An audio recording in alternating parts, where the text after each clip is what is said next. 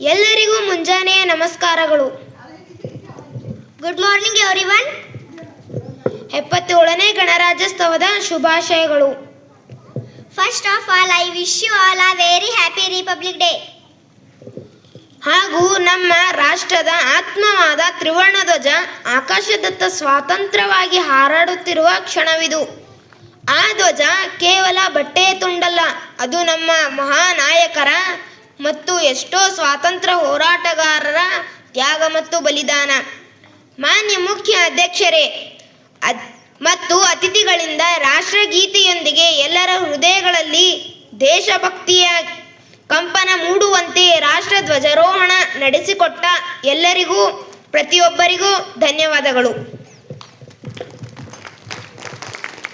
Respected President Ma'am, Secretary Sir, Director Sir, Headmaster Ma'am, teachers and all my brothers and sisters.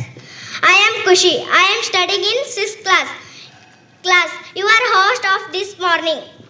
ಈಗ 5ನೇ ತರಗತಿಯ ಸಹೋದರಿಯರಿಂದ ಸ್ವಾಗತ ಭಾಷಣ ಮಾಡಲು ಬರುತ್ತಿರುವವರು ಸನ್ನಿಧಿ ಶ್ರಾವ್. ಎಲ್ಲರಿಗೂ ಮುಂಜಾನೆಯ ನಮಸ್ಕಾರಗಳು. Good morning everyone. ಗಣರಾಜ್ಯೋತ್ಸವ ಬಂದಿದೆ, ಸಡಗರ ತಂದಿದೆ. ಸಂವಿಧಾನ ಗಣತೆ ಸಾರಲು ಕಾನೂನು ಕಣ್ಣಿಗೆ ಎಲ್ಲರೂ ಒಂದೇ. ಹದ್ದು ಮೀರದ ನಿಯಮವಿದೆ.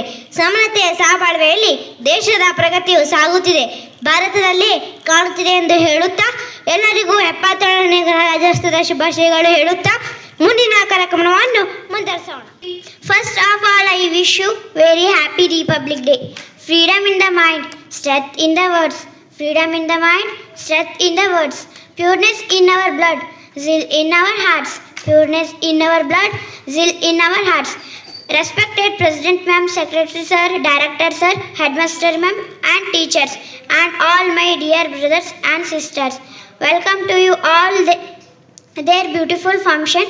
Today we all are celebrate 77th Republic Day in our school.